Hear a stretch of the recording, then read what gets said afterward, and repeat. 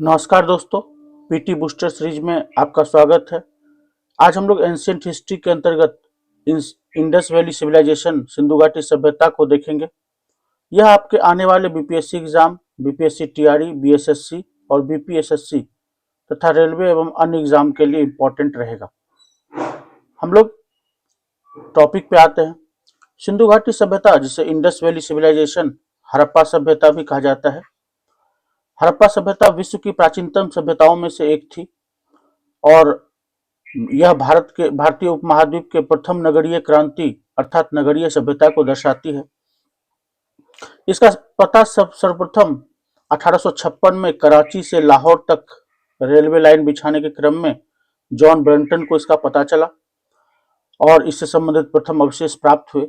लेकिन आईवीसी के खोज का श्रेय राय बहादुर दयाराम साहनी को जाता है, जिन्होंने पुरातत्व सर्वेक्षण विभाग के महानिदेशक जॉन मार्शल के निर्देश पर 1921 में हड़प्पा की खुदाई प्रारंभ करवाई थी।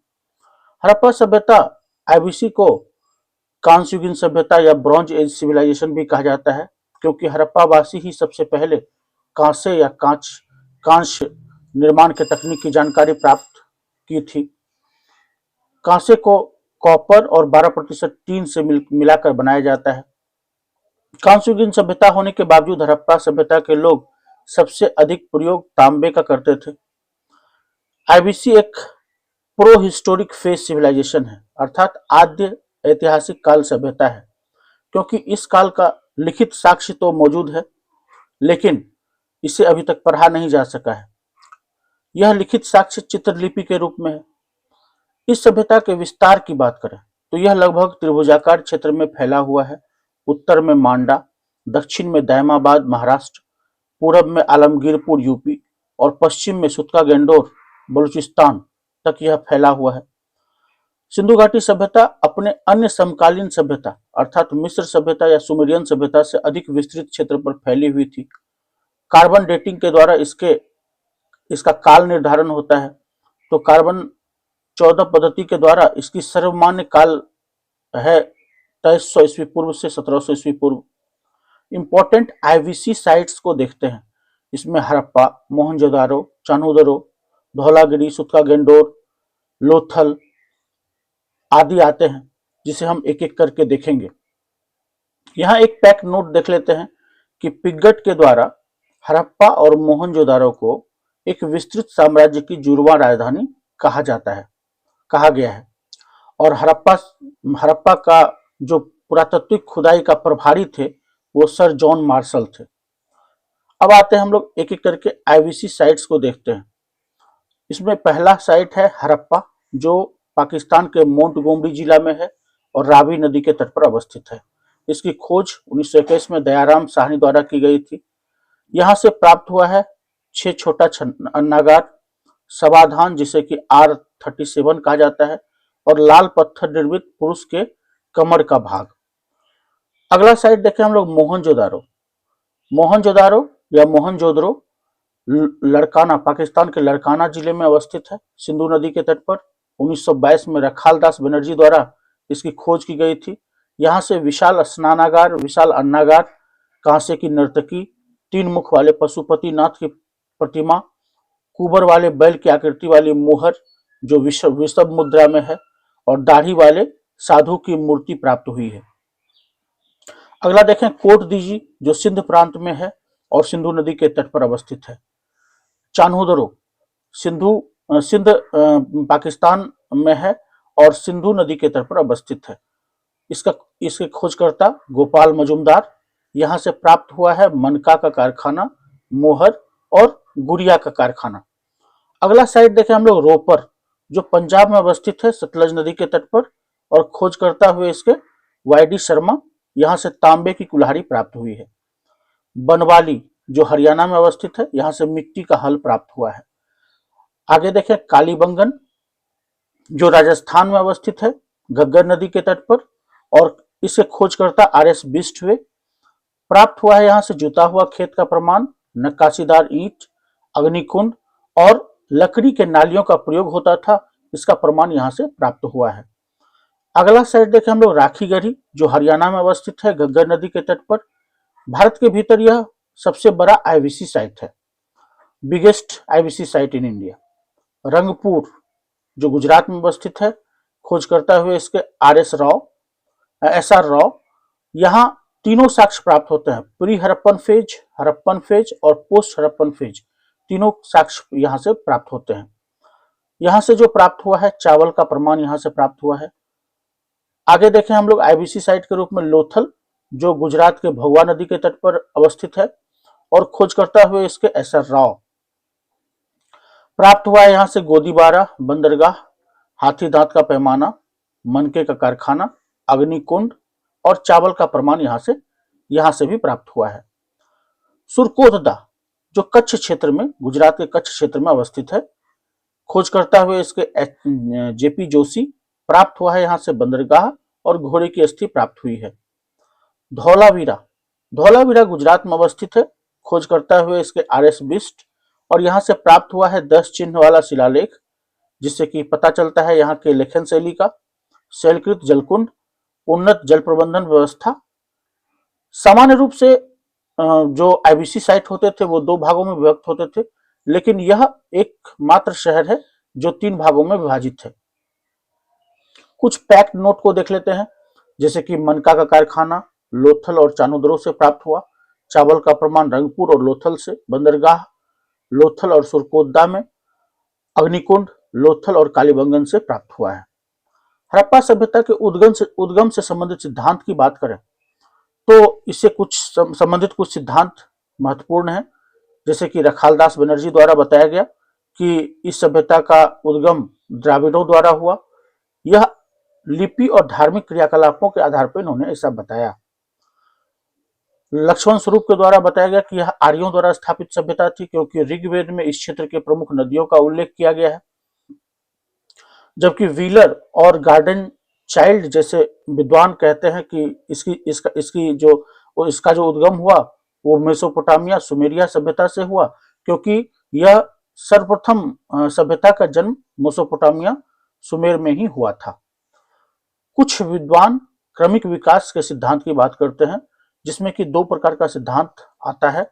पहला कि यह बलूची ग्राम सभ्यता से स्थापित हुई थी, जिसमें कि फेयर सर्विस और रोमिला थापर ऐसा बताते हैं, जबकि भारतीय विद्वान अमलानंद घोष भारतीय उद्गम की बात करते हैं, अर्थात पहले से यहाँ सभ्यता मौजूद थी जो ग्रामीण रूप में थी, बाद में यह नगरीय सभ्यता के रूप में विकसित हुई। निष्कर्षतः कहा जा सकता है कि आईवीसी का उद्गम का प्रश्न विवादास्पद है और इसका कोई निश्चित उत्तर देना संभव नहीं है। अब आते हैं हम लोग आईवीसी के विशेषताओं की बात करते हैं। सबसे पहले सामाजिक विशेषता। खुदाई में बड़ी संख्या में यहाँ से स्त्री मृण मूर्तियां प्राप्त हुई हैं। इसे देखकर लगता है कि आईवीसी का समाज मातृसत्तात्मक रहा होगा। मोहनजोदारो से प्राप्त दाढ़ी वाले साधु की मूर्ति को देखकर पुरुष वेश का अंदाजा लगाया जाता है कि पुरुष किस प्रकार के वस्त्र पहनते थे। पुरुष धोतीनुमा वस्त्र पहनते थे और शरीर पर चादर ओढ़ते थे। सूती वस्त्र और ऊनी वस्त्र के बारे में भी वो परिचित थे। स्त्रियां आभूषण धारण करती थी, क्योंकि बहुत संख्या में यहाँ से मनके प्राप्त हुए हैं। आईवीसी के लोग का मुख्य व्यवसाय कृषि और पशुपालन रहा होगा, क्योंकि खेती के लिए इन्होंने हल का प्रयोग करते थे। ऐसा बनवाली से मिट्टी का हल का एक स्ट्रक्चर प्राप्त हुआ है, तो उसे देखकर लगता है। आर्थिक विशेषता को देखें तो व्यापार काफी उन्नत अवस्था में थी, क्योंकि अधिक संख्या में मुद्रा, मनके और मोहरों का प्रयोग देखा गया है। लेकिन व्यापार के लिए अधिकतर वस्तु विनिमय प्रणाली का ही प्रयोग होता था, क्योंकि आईवीसी के लोग जहां व्यापार करते थे उससे संबंधित वस्तु वहां से प्राप्त हुई है। विदेशी व्यापार भी किया जाता था। सबसे अधिक व्यापार मेसोपोटामिया से होता था और मेसोपोटामिया में सिंधु घाटी सभ्यता के लोगों को मेलुहा कहा जाता था। भारत में चांदी की उपलब्धता भी का प्रमाण सबसे पहले आईवीसी से ही मिलता है। राजस्थान के जवार और अजमेर के खानों से ये चांदी प्राप्त होते थे। सांस्कृतिक विशेषता को देखें तो मंदिर का कोई साक्ष्य प्राप्त नहीं हुआ है, किंतु देवी देवताओं की बहुत सी मूर्तियां प्राप्त हुई हैं। जिगुरेट जैसी स्थलाकृति यहाँ से मिली है। तो जिगुरेट होता था क्या कि एक स्ट्रक्चर होता था जिस पर बैठ करके लोग धार्मिक क्रियाकलाप करते थे। आईबीसी के लोग बहुदेववादी थे और प्रकृति पूजक थे। मुख्य रूप से मातृदेवी का पूजा होता था, पीपल का वृक्ष, कुबर वाला बैल की पूजा होती थी, पशुपति शिव की पूजा होती थी और एक सिंह वाले हिरण की पूजा की जाती थी। आईबीसी के लोग हाथी, बाघ, चीता, भैंस, गेंडा, हिरन, बैल, बकरी, भेड़, सुअर, कुत्ता, ऊंट आदि से परिचित थे, लेकिन घोड़े के प्रयोग का प्रमाण प्राप्त नहीं होता है। हालांकि घोड़े की अस्थि प्राप्त हुई है, लेकिन एकाध घोड़े के की अस्थि प्राप्त होने से ऐसा नहीं कहा जा सकता है कि ये व्यापक रूप से घोड़े का प्रयोग करते होंगे। शेर की अस्थि भी प्राप्त नहीं हुई है। आईबीसी के लोग द्रविड़ भाषा बोलते थे। लेखन कला विकसित थी, जो कि चित्रलिपि के रूप में थी, जिसे किलाक्षरी कहा जाता था, लेकिन इसे अभी तक पढ़ा नहीं जा सका है। हम लोग एक नोट देखें कि लिपि का प्रथम आविष्कारकर्ता अगर माना जाता है तो सुमेरिया सभ्यता के लोगों को माना जाता है, क्योंकि वहां पर क्यूनिफॉर्म लिपि जो चित्रलिपि थी विकसित अवस्था में थी। आईबीसी के लोग वैज्ञानिक रूप से काफी विकसित थे, क्योंकि कुम्हार के चाक का व्यापक रूप से प्रयोग होता था। यहाँ पर जो मृदभांड प्राप्त हुए हैं वो चित्रित लाल मृदभांड प्राप्त हुए हैं, RBPW, red black polished wares यहाँ से प्राप्त हुए हैं। पक्की ईंटों का प्रयोग होता था घर बनाने में, नाली बनाने में। धातु को गलाने की कला जानते थे, ये कांस को प्रिपेयर करने की गुण जानते थे। एक इंपॉर्टेंट विशेषता देखें जो नगर नियोजन था, टाउन प्लानिंग, आईबीसी की यह सबसे प्रमुख विशेषता है जो इसे नगरीय सभ्यता बनाता है। पक्की ईंटों का प्रयोग करते थे घरों के निर्माण में, नालियों के निर्माण में, और सड़क एक दूसरे को समकोण पर काटती थी और घर के दरवाजे गली की तरफ खुलते थे। मेन जो रोड होता था, स्ट्रीट उससे निकलती थी और घरों का दरवाजा स्ट्रीट की तरफ खुलता था, मतलब गलियों की तरफ खुलता था। नगर दो भाग में विभाजित थे, एक भाग था दुर्ग और एक भाग था निचला भाग। दुर्ग में शायद शासक वर्ग निवास करते होंगे, महत्वपूर्ण भवन वही मिलते हैं, जबकि निचला शहर रिहायशी इलाका है। केवल धौलावीरा ऐसा शहर है जो 3 स्तरों में विभाजित है। प्रत्येक घर में कुआं का प्रमाण मिलता है, स्नान घर का प्रमाण मिलता है और सार्वजनिक स्नान घर भी का भी प्रमाण है, जो कि शायद धार्मिक अनुष्ठान के लिए प्रयोग में आता होगा। अन्नागार नदियों के किनारे होते थे। सामान्य रूप से नदी के किनारे अन्नागार रहने से एक फायदा है कि अगर यातायात में सुविधा होती है, अगर टैक्स कलेक्शन होता होगा अन्न के रूप में, तो नदी के द्वारा उसे मेन गोदाम तक लाया जाता होगा। घरों से निष्कासित जल पक्की नालियों द्वारा मुख्य सीवर में जाता था और पूर्ण रूप से विकसित ड्रेनेज सिस्टम थी। अब हम लोग आईबीसी के पतन के कारणों को देखें तो इसमें भी विवादास्पद है, क्योंकि प्राकृतिक आपदा जैसे बाढ़, सूखा, भूकंप को एक कारण बताया गया है। बाढ़ को मैके मार्स SR रॉ बाढ़ को प्रमुख कारण मानते हैं कि शायद सिंधु नदी द्वारा अपने बहाव की दिशा में परिवर्तन कर लिया गया होगा, जिससे कि अब उन प्रमुख इलाकों से नहीं गुजरता होगा जहां पर कि आईबीसी साइट्स स्थापित थे, तो ये एक कारण हो सकता है। जबकि UR कैनेडी महामारी को प्रमुख कारण बताते हैं आईबीसी के पतन का। जबकि भारतीय विद्वान अमलानंद घोष जलवायु परिवर्तन को मानते हैं कि जहां पर कि आईबीसी साइट्स स्थापित होंगे, जलवायु परिवर्तन के कारण वहां खेती योग्य नहीं रह गया होगा, तो लोगों का शिफ्ट हो गया होगा एक जगह से दूसरी जगह। जबकि गार्डन चाइल्ड और व्हीलर पिगट जैसे विद्वान आर्यों के आगमन को आईबीसी के पतन का कारण मानते हैं। तो ये इंपॉर्टेंट टॉपिक था जो आपके पीटी एग्जाम के लिए था। चैनल नया है, आप इसे प्रमोट करें और अपने लाइक्स और शेयर के द्वारा मेरा मनोबल बढ़ावें, ताकि इसी प्रकार के नोट आपको मैं प्रोवाइड कर सकूं। बहुत बहुत धन्यवाद।